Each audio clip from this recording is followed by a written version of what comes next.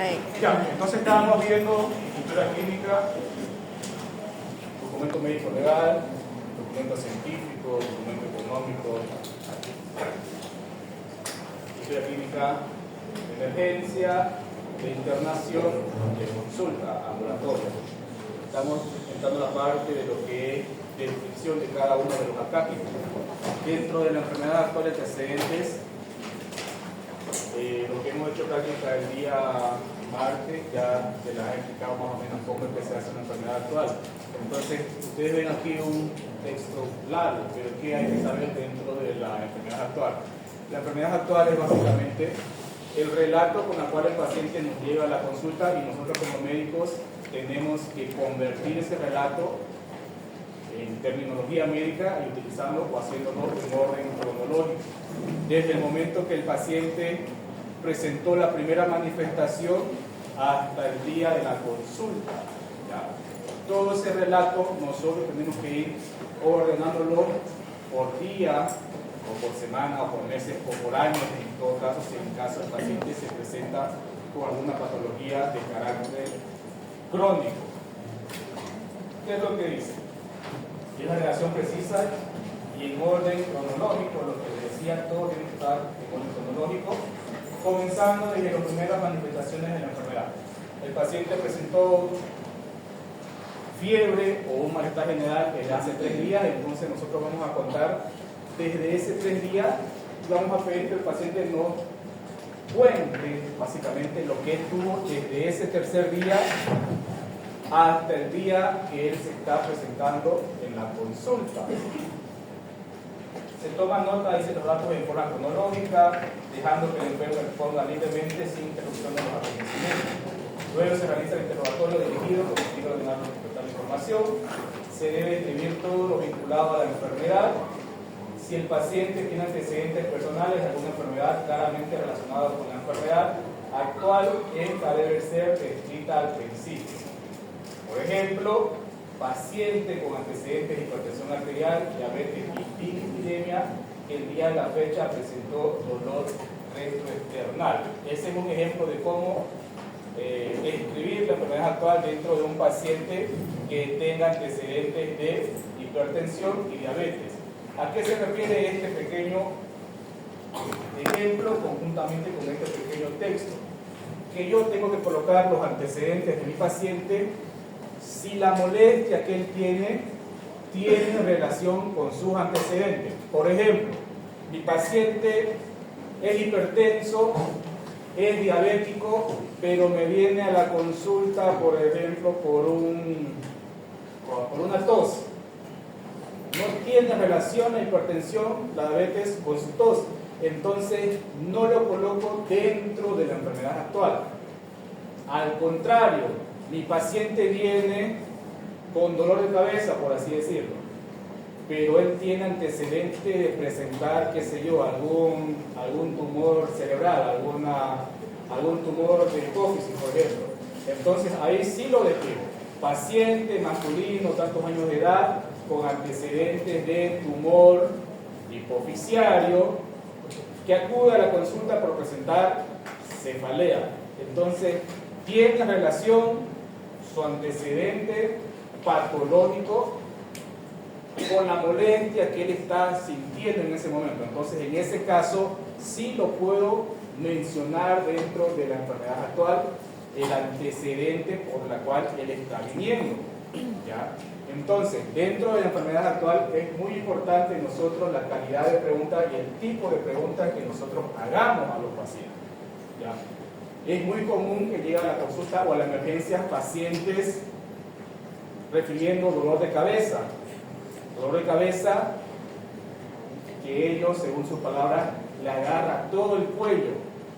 Entonces, bajo la lógica y bajo nuestro criterio, nuestra clínica nuestra, nosotros como médicos, preguntar si tiene antecedentes de hipertensión arterial no está de más, porque lo más probable es que si ese paciente tiene hipertensión arterial y en ese momento está presentando un dolor de cabeza que se irradia o que se refleja en la región cervical, entonces lo más probable es que esté cursando con alguna crisis hipertensiva.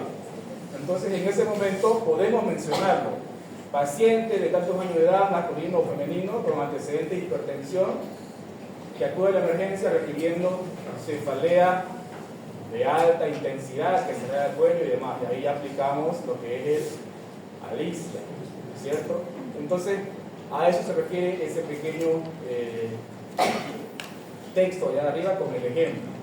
Podemos mencionarlo dentro de los antecedentes, podemos mencionar los antecedentes personales dentro de la enfermedad actual. Si no tiene relación su enfermedad de base con la molestia que está sintiendo en ese momento, no lo mencionamos directamente. ¿Ya? Es una de las muchas formas de realizar la enfermedad actual. De forma general, una enfermedad actual se realiza en orden cronológico y utilizando terminología médica. Es totalmente inaceptable que un médico describa alguna manifestación, signo o síntoma con palabras vagas. Y si esa manifestación tiene un término médico, tiene que utilizarla. Y es su deber saberla. ¿Ya? Entonces, para que vayan sabiendo. Y justamente vamos a analizar actividades dentro de la práctica que ustedes van a aplicar con las diferentes terminologías médicas que se utilizan dentro de nuestra clínica, en dependencia del órgano o sistema que se está evaluando.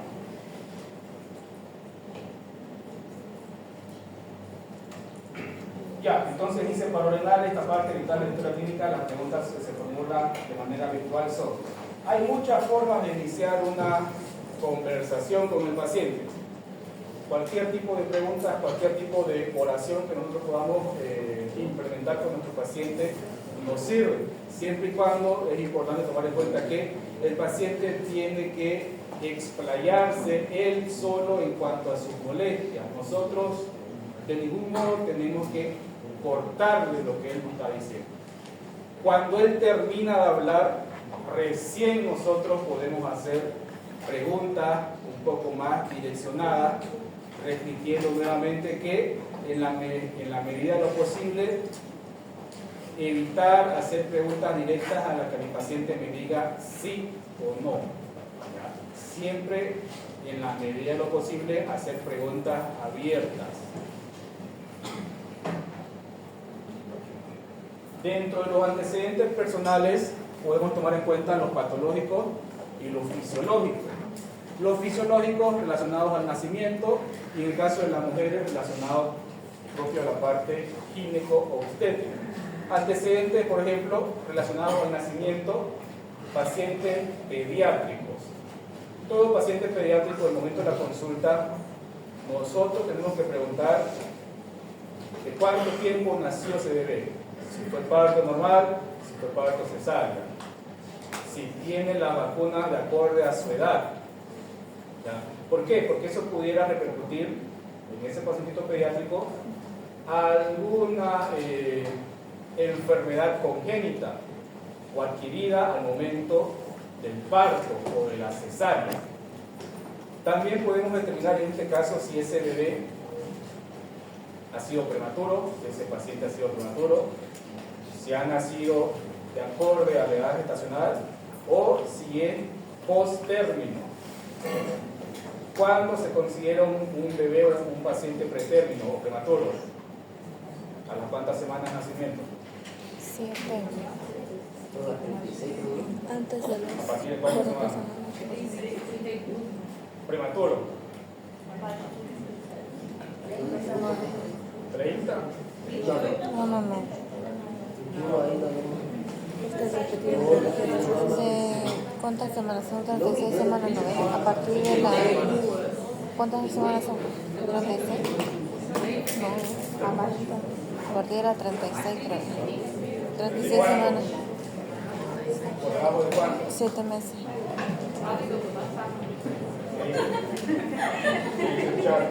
No me acuerdo bien, pero si no me equivoco es 36. Porque es pre, ¿no ves, doctor? Pretérmino. Pretérmino una, post-término otra, Y a término es otro. Exacto.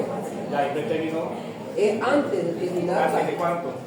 Me refiero a antes de cuánto, por ejemplo, si no me equivoco, 36 semanas, Ya. pretérmino. A término, A término es cuando se cumple esas 40 semanas. ¿después de cuánto? De las 40. Cuando se cumplen las 40 semanas.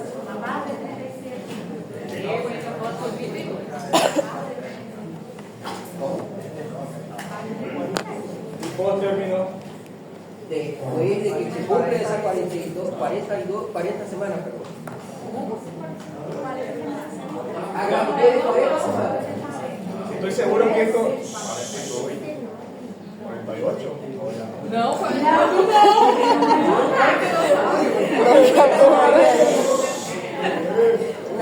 Estoy seguro que esto lo han visto en ejemplo, nada más que no se acuerdan.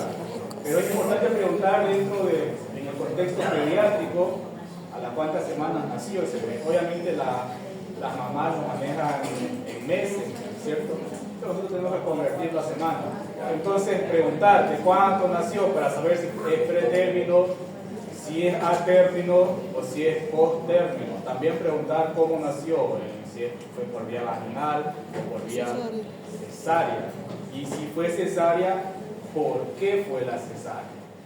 Porque no, también la mamá no puede decidir, yo quiero cesárea, y ya le hace cesárea.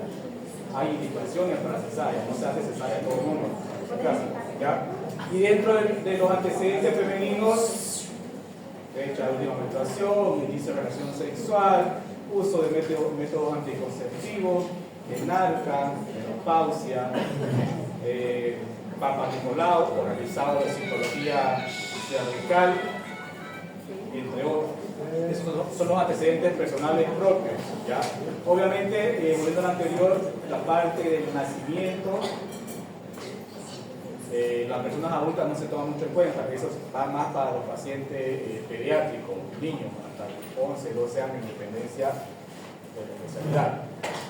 Ya los antecedentes patológicos, ahí ya se toma en cuenta enfermedades de la infancia, enfermedades médicas, alergias y cirugías. Enfermedades de la infancia, hay que preguntar a los pacientes si han tenido alguna enfermedad. ¿Qué pasó? ¿Qué? Hay que tomar en cuenta enfermedades de la infancia, patologías que dan en la infancia que pudiera repercutir en la etapa de la adultez.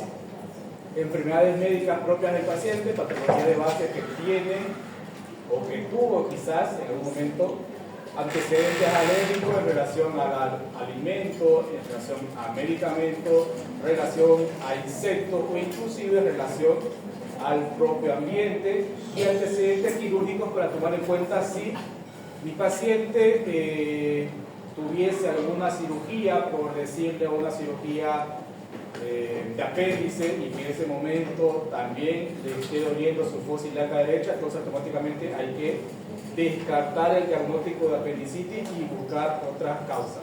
Doutor, aí nos patológicos, enfermidade infantil, no caso onde estou falando na prática, onde entra as vacunas, se a criança não tiver com a carteira de la vacuna, se estiver com as vacunas atrasadas, a gente já entra nesse tipo de patologia? Sí, exacto. Entonces, por ejemplo, dentro del antecedente de la infancia, creo que aquí tenemos un ejemplo. Sí. Las enfermedades de la infancia me pueden generar secuelas. ¿Ya? Entonces, un paciente adulto que haya tenido sarampión en su infancia, lo más probable es que una secuela en adultez sean bronquiectasias. Un paciente adulto que en la infancia haya tenido parotiditis, en la etapa adulta va a ser alto candidato de ser fértil o diabético. Por ejemplo, me lleva un paciente, vamos a poner un ejemplo cualquiera, un paciente de 35 años que tiene 5 años de matrimonio estable y que no puede tener hijos.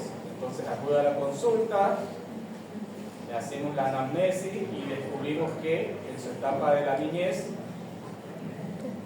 él adquirió parotiditis. Evidentemente se lo trató, se lo curó, entre comillas, pero ya en la etapa adulta se vio la secuela que le dejó la enfermedad. ¿Qué es la parotiditis?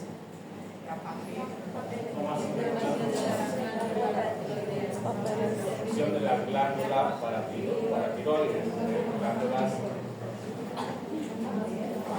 de la cara o de la región lateral de la cara. Entonces, esa enfermedad en el varón repercute en el proceso de la espermatogénesis en el varón. Entonces, un paciente, o más bien dicho en este caso ese paciente, con que él solo me diga ese dato, ya voy a saber qué pasó.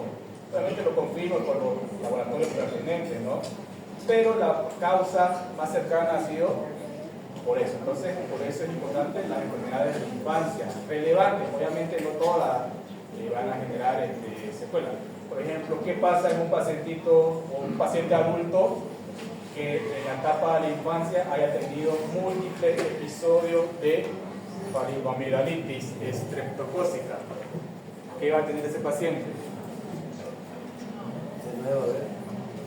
Múltiples infecciones de amígdala, infecciones bacterianas de amígdala. Tuvo la infancia, pero ya es adulto. Ya se la sacaron, ya, pero le va a dar una secuela. ¿Qué se llama esa enfermedad? ¿Sabe? Microbiología.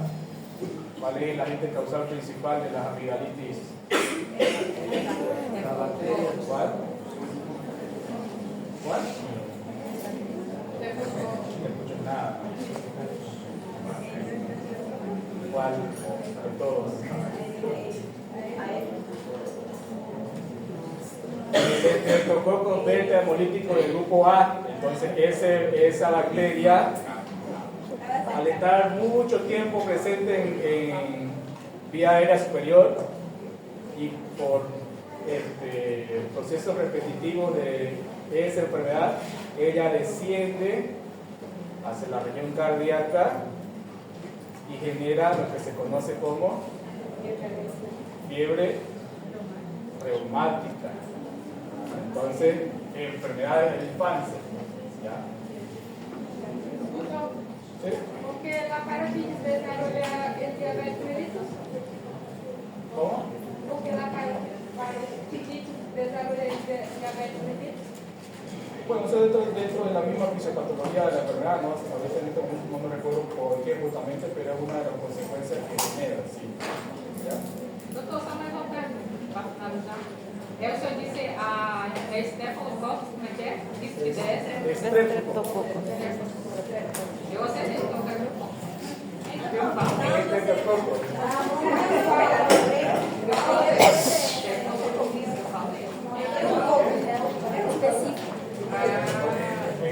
Meio ponto. Por isso que quando a criança, quando o niño tem vários episódios de amigdalite, a maioria dos médicos eles fazem um tratamento tipo de 6 meses bezetacil para não criar a enfermidade do sangue, a febre reumática, a La fiebre. fiebre reumática ya, un paciente con fiebre reumática ya está ahí presente la bacteria, la fiebre cardíaca. El tratamiento con penicilina desatílica una cada mes, cada 21 días, desde que se refiere el médico, es justamente para tratar que haya los episodios como tal. Doctora, a mí una vez me pusieron la técnica una vez, toda la semana Por un mes. También es el criterio del médico, porque se coloca así, se coloca cada 21 días, porque hay que tomar en cuenta que la penicilina es un antibiótico de depósito, queda en la región y se va liberando lentamente. Pero doctor, ¿puede ocurrir que este paciente no se necesita de Claro, puede ocurrir. Yo no tengo fiebre reumática, pero con seguridad he tenido poliomielítico, que todo niño en la etapa de la niñez, por la redundancia, ha tenido, que es una enfermedad que transmite por la vía aérea. Pero hay probabilidad de esas personas desenvolver cuando lleguen a una edad mayor. Por ejemplo. Sí, hay. Ya, entonces, enfermedades médicas, cualquier enfermedad que mi paciente tenga en ese momento, cualquier enfermedad de base que tuviera, antecedentes alérgicos, como les decía, medicamentos, comidas, insectos y demás. Antecedentes quirúrgicos, preguntar al paciente si ha sido operado por algo, para poder descartar alguna enfermedad que pudiera estar afectando esa región. O sea, que esté relacionada con el área donde se está describiendo el motivo de la consulta. Sí, exacto. Si llega un paciente, también lo dijimos en la práctica, si me llega un paciente con un dolor en hipocondrio derecho, pero él ya ha sido operado de la vesícula, tengo que buscar otras causas, hepáticas, intestinales, musculares quizás, y demás. Un paciente de lo propio, de apéndice, ya fue operado del apéndice, pero le duele la posibilidad, tengo que buscar otras causas. Músculo, en el caso de la mujer, que pudiera sospechar en la mujer, ovarios, incluso en el mismo varón también, que se puede sospechar en el varón, ya no tiene apéndice, que se pudiera pensar en el varón. ¿Qué? Inflamado da infecção urinária. No. Cordones plasmáticos. Ya. Antecedentes del medio, que si bien es cierto, el modelo de historia clínica que ustedes tienen, que yo les pasé, no se menciona, pero dentro de lo que es la historia clínica de internación se puede mencionar el ambiente laboral, el ambiente relacionado al sitio donde el paciente vivió o estuvo, al lugar de nacimiento como tal, antecedentes de vivienda o cómo vive ese paciente, tomando en cuenta que si tiene acceso a los servicios básicos. ¿Cuáles son los servicios básicos? Agua, luz,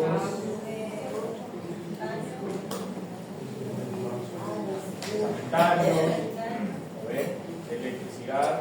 Una persona, por ejemplo, que no tenga acceso a agua potable puede ser altamente susceptible de ser portadora de ¿qué? ¿Qué? Parasitis, parasitosis, ocupación, escolaridad en el sentido del trabajo, núcleo familiar, estado civil, número de hijos. Esto aquí va a repercutir mucho, por ejemplo, en pacientes mujeres, la cantidad de hijos. Una mujer que tiene muchos hijos, ha tenido múltiples parejas, tiene una alta cantidad de hacer cáncer cervicuterino.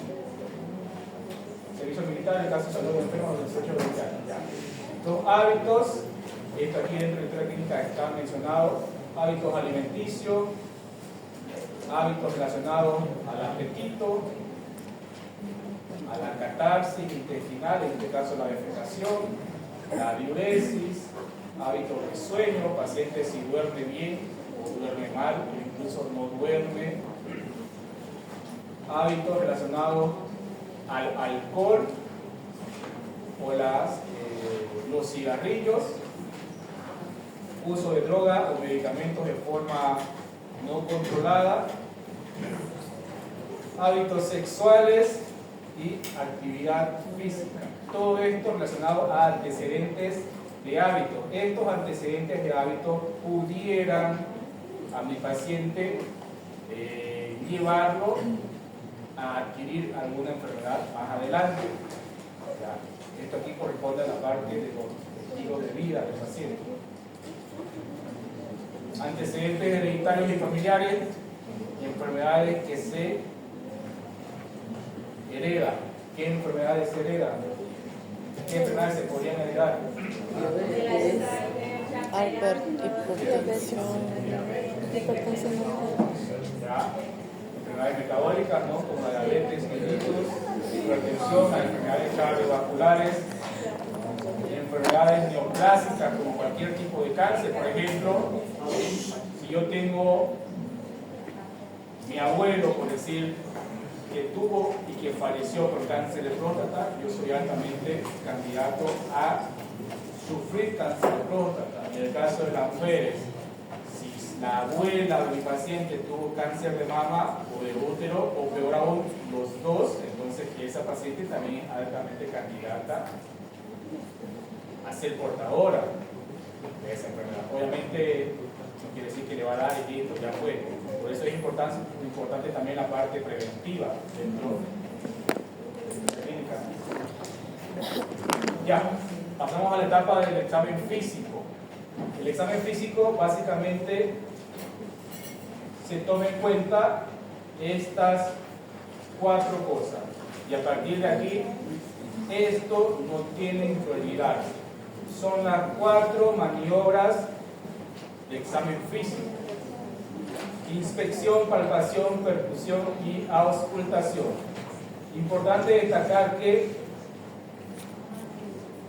tienen un orden en relación al segmento anatómico a ser revisado.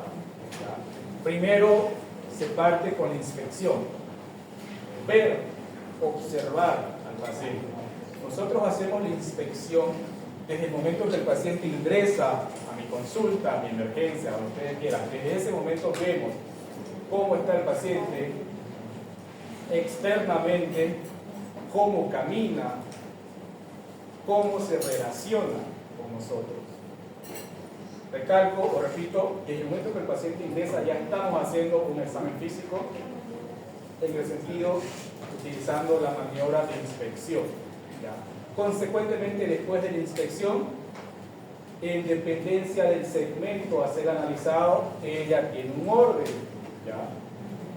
En la región torácica, por ejemplo, y esto solamente para dar un ejemplo, hacemos inspección, hacemos palpación, hacemos percusión y por último hacemos auscultación.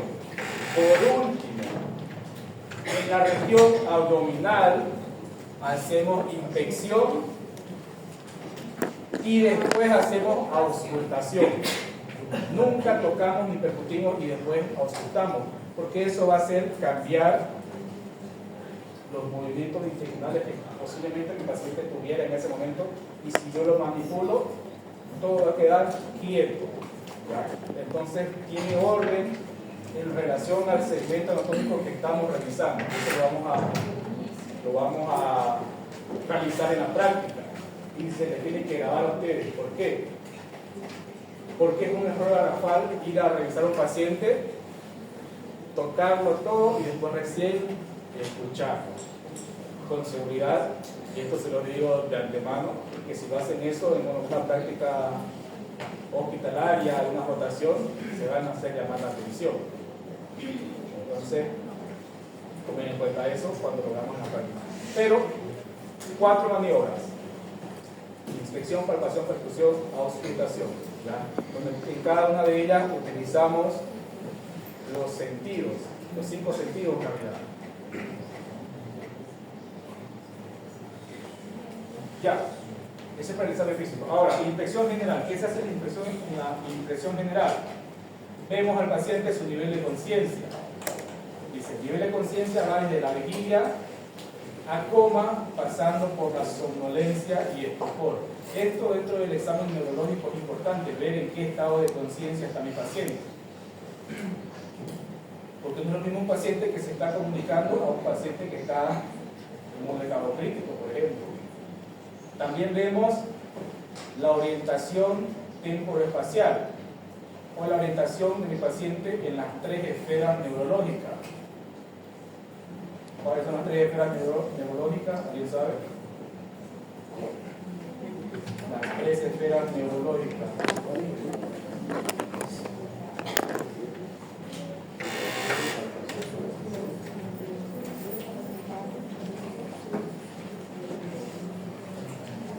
Tiempo, espacio y personas. ¿Ya? Ese modo nosotros evaluamos a mi paciente o al paciente en cuanto a su orientación temporal-espacial. Tiempo, preguntando si mi paciente sabe qué día es.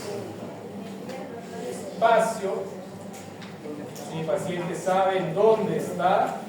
Y persona, si mi paciente sabe quién es o conoce a las personas que lo acompañan. ¿Ya? Vemos dentro de la impresión general también la actitud o postura, que es la relación que mantienen los distintos segmentos del cuerpo entre sí, o sea, ver si mi paciente está erguido, o si está encorvado, o si está en silla de ruedas, o si está en camilla.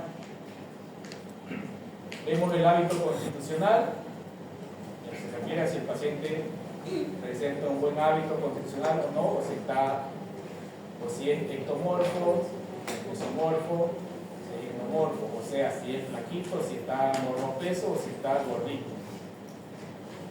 Vemos la fascia con la cara. La fascia básicamente es algún gesto que mi paciente le presente dentro de su contextura facial. Ese gesto o esa fascia me va a dar en un punto alguna sugerencia de algún posible diagnóstico. Por ejemplo, un paciente que está amarillo es una fase histérica. Y si está histérico, yo me tengo que enfocar, o lo más probable es que su problema de él sea un problema a nivel hepático o biliar, ya sea de carácter fisiológico o de carácter productivo. Pero el problema es más principalmente hepático. Si mi paciente, por ejemplo, qué sé yo, está muy flaco, está desnutrido, sus prominencias óseas están pronunciadas, lo más probable es que ese paciente esté cursando por algún proceso neoplásico.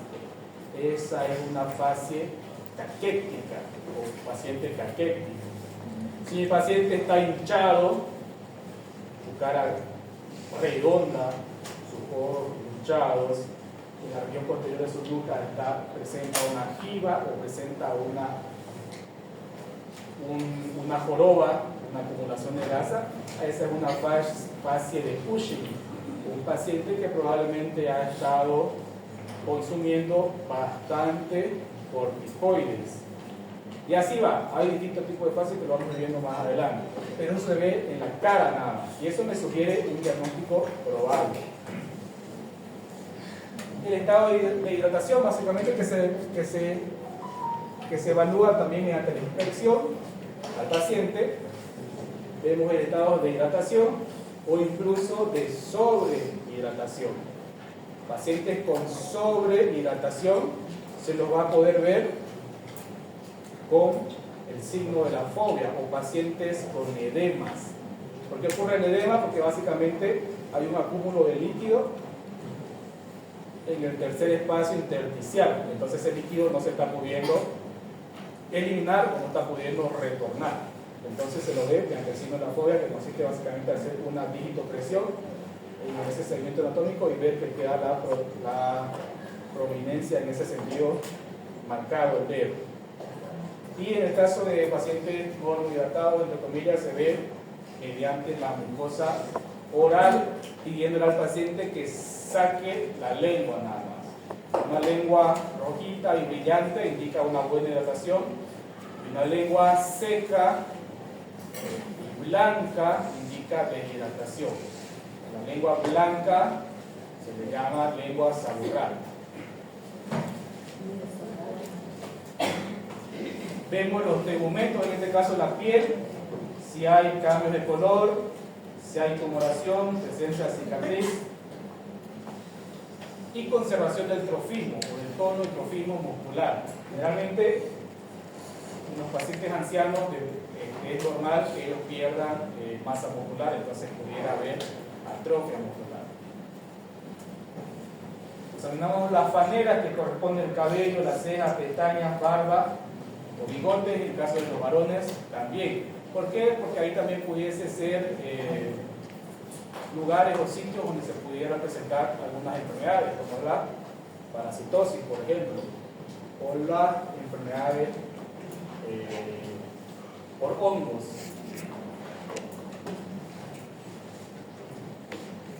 El sistema cerebral lo que me decía, edemas. Esto aquí es un paciente que podría estar sobrehidratado o que podría presentar patología cardíaca, renal o hepática.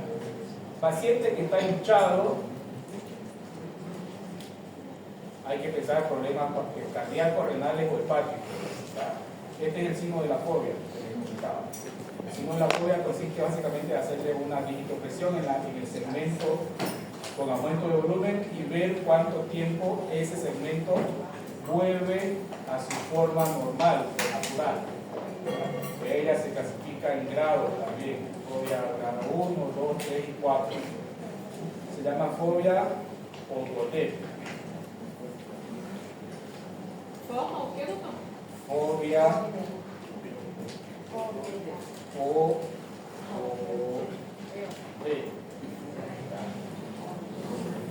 En el sistema linfático evaluamos los ganglios y para eso obviamente tenemos que saber dónde están los ganglios, ¿no? Los más accesibles dicen los submandibulares, la cadena carotídea del cuello, la nuca, los supraclaviculares, axilares, epitroqueales e inguinales. Son los ganglios que son palpables.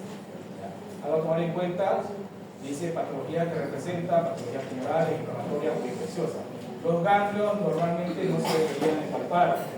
Ellos se palpan cuando mi paciente presenta alguna manifestación de carácter tumoral, inflamatoria o infecciosa.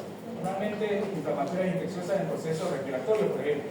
Pacientes con faringoamigdalitis, pacientes pediátricos que están con infección bacteriana, sus ganglios se infartan y eso nosotros lo podemos palpar mediante nuestras manitos, ¿ya? Utilizando los pulpejos de los dedos. Pero para eso también tenemos que saber en dónde están esos ganglios, de la cadena cervical o de la región cervical más propiamente dicho.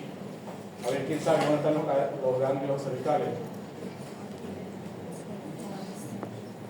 Todo el mundo se toca, ¿no? Pero no sabe qué se llama.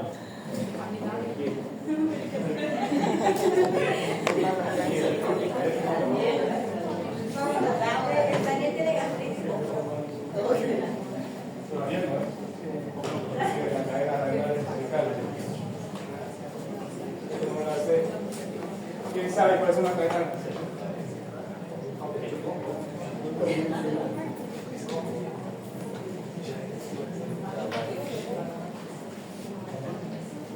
¿Cuáles son? Cadenas glandulares cervicales.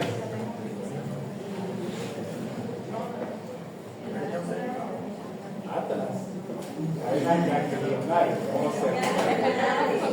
Ganglios. Está diciendo la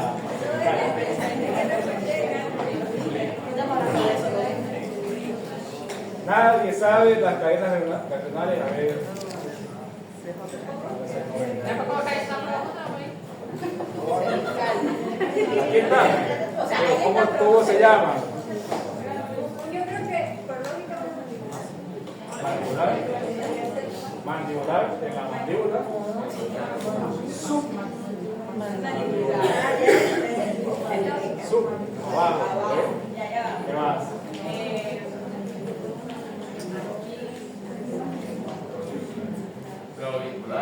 Preauriculares.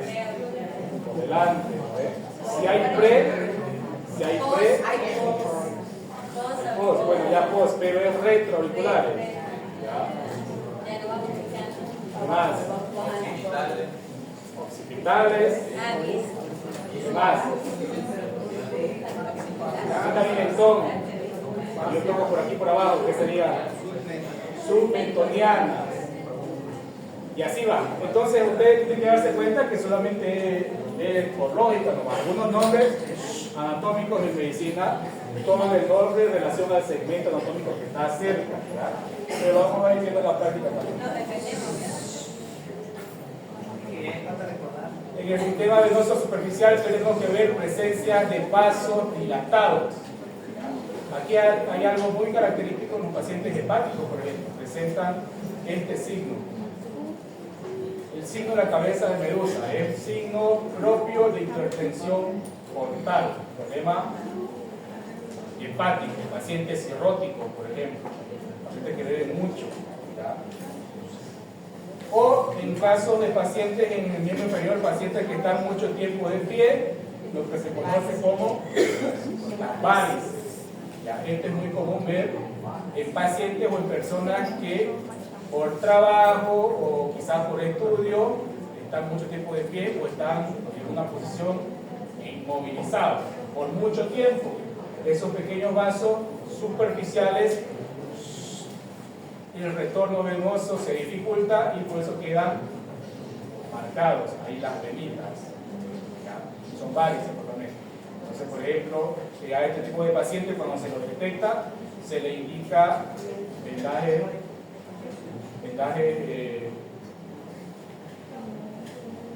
elástica o media de compresión.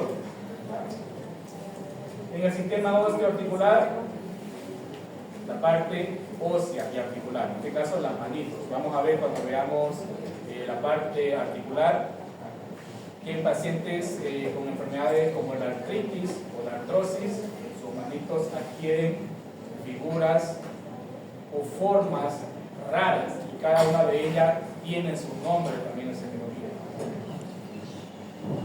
Ya, vamos a ir identificando cómo se hace el examen físico de forma superficial en cada uno de los segmentos. Ya recalco que esto es de forma superficial, no es a lo profundo, que solamente estamos hablando de historia clínica nada más, no de examen físico. En la cabeza, ¿qué se tiene que hacer? Se verifica el diámetro longitudinal y transversal, identificando si el paciente tiene brachiocefalia o también dolicocefalia, o sea, una cabeza larga o chata.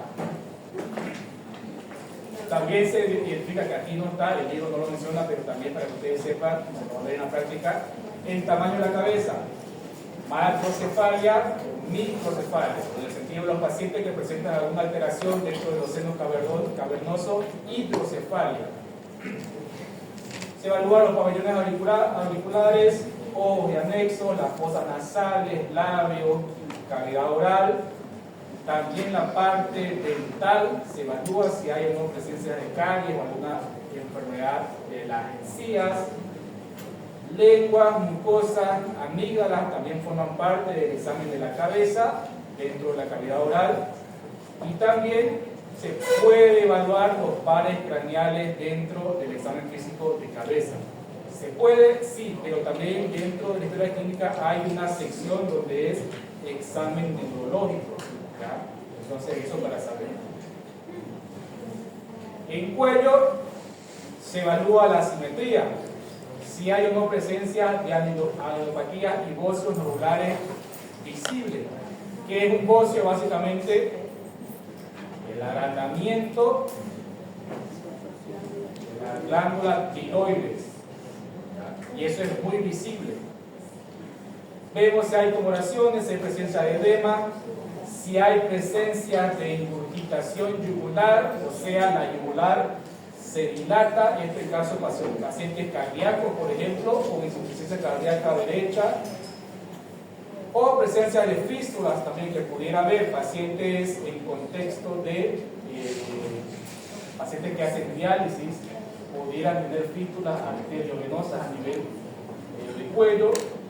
A la palpación verificamos si hay crepitaciones, presencia de enfisema subcutáneo, si hay bocio o palpación de la glándula tiroides, que en condiciones normales la tiroides no se debería de palpar, por si acaso. Vemos la movilidad cervical, si el paciente puede mover su cuello sin dolor, o lo hacemos dentro de la movilidad activa y pasiva. Movilidad activa y pasiva, ¿a qué se refiere? La movilidad activa es básicamente que el mismo paciente lo mueva solo. Y la pasiva, yo lo ayudo a mover su cuerpo. ¿Ya? Va a haber pacientes, por ejemplo, en el contexto de alguna cervicalgia, que ellos solo no puedan moverlo por el dolor que le va a presentar, pero con mi movimiento sí lo va a mover, con dolor, pero sí lo va a hacer. Entonces, esos pacientes van a estar su movilidad activa disminuida y su movilidad pasiva va a estar conservada. Entonces, eso también se lo detalla dentro de la clínica. Y en casos aislados, que esto nunca lo he visto hacer, auscultación, soplos a nivel de la región de los vasos del cuello, ¿ya? Nuevamente la parte de la palpación que vamos a aprender en la práctica, la maniobra para palpación de tiroides, maniobra de Crille, maniobra de la Hay.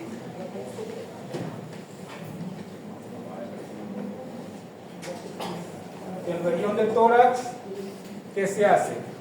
Se inspecciona, se palpa, se percute, se ausculta. En inspección es básicamente donde yo utilizo los ojos nada más. No puedo usar otra cosa, solamente la vista. ¿Qué se ve? Tipo respiratorio, frecuencia, profundidad, ritmo. Tipo respiratorio, importante destacar que los hombres tienen un tipo respiratorio propio y las mujeres tienen otra. Y los bebés o lactantes tienen otra, ¿ya? Los adultos, por ejemplo, o más bien dicho, los varones, los hombres, tienen una respiración abdominal. La mujer tiene una respiración torácica. Y los lactantes, abdominal también, o inclusive pueden tener tórax abdominal.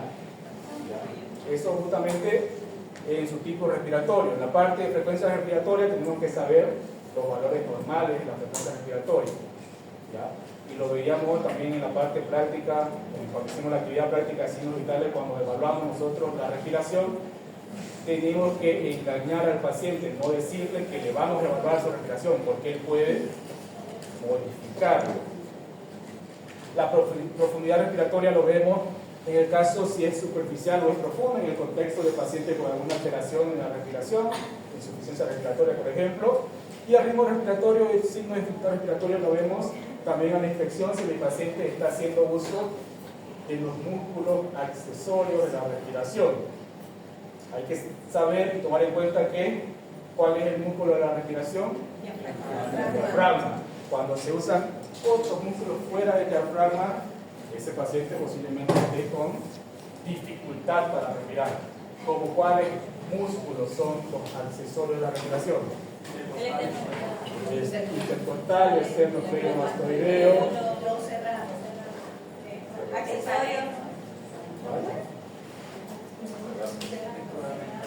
¿Dónde está el cerrato?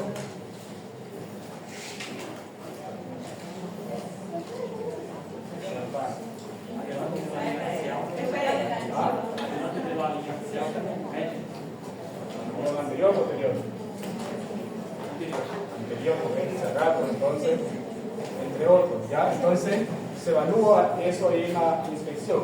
En la palpación, vemos si hay cambios de temperatura, vemos si hay presencia de dolor, por ejemplo, en pacientes en contexto de trauma o por caídas, cuando se está sospechando algún grado de fractura costales, hay que tocar, hay que palpar. Vemos la elasticidad y la expansibilidad torácica, porque tenemos que tocar, ver si ese pulmón se está expandiendo hacia arriba y hacia anterior y posterior. Y también evaluamos las vibraciones vocales, y eso lo vamos a ver en la práctica, pidiendo al paciente que diga 33, ¿ya? Lo vamos a hacer en la práctica. En la percusión, esto es importante, identificar los ruidos percutorios. Existe el ruido percutorio mate, submate, sonoro y timpánico. Cada uno me va a indicar qué pudiera estar conteniendo ese pulmoncito. Un pulmón sano, ¿qué debería de contener? Aire. Entonces hay que saber que un pulmón con aire, o con la cantidad de aire adecuada, mejor dicho, va a ser sonoro. Un pulmón con mucho aire le va a generar timpanismo. Y un pulmón ocupado, ya sea por alguna masa o por líquido o por sangre, por lo que ustedes quieran, pero ocupado, me va a generar altivez. ¿ya? Entonces eso hay que saber también dentro de la percusión. ¿Por qué les digo esto? Porque en algún momento de su etapa profesional ustedes van a ir a trabajar a lugares donde no haya rayos X y las neumonías se pueden diagnosticar con la clínica, obviamente, y también mediante la percusión, porque un pulmón con neumonía va a estar lleno de ¿qué? Secreciones. Entonces va a estar ocupado, le va a generar matidez donde debería de haber sonoridad, ¿ya? Entonces hay la importancia de saber los ruidos a la percusión, y también eso aplica para la región abdominal, los órganos. Los órganos huecos, por ejemplo, me generan un ruido percutorio, y los órganos macizos me generan otro ruido percutorio. Y la ocultación, hay que saber los diferentes ruidos auscultatorios. Un ruido, un pulmón normal o sano se le llama murmullo vesicular, cuando se escucha que entra y sale el aire. A partir de ahí ya existen diferentes otros tipos de ruidos, crepitantes, sibilantes, estertores y demás, que eso también lo vamos a ir aplicando en la práctica. Cuando hay estertores, por ejemplo, crepitantes, quiere decir que esos alvéolos están llenos de secreción y se genera o se escucha como burbujas, o como cuando frotamos nuestro cabello, ya se generan pequeñas crepitaciones. Cuando un pulmón está cerrado, genera sibilancia, contexto de pacientes con crisis asmática, con asma, están cerrados sus vías aéreas, entonces genera un silbido, ¿ya? E assim va. Pela palpação, consegue sentir se tem líquido no pulmão?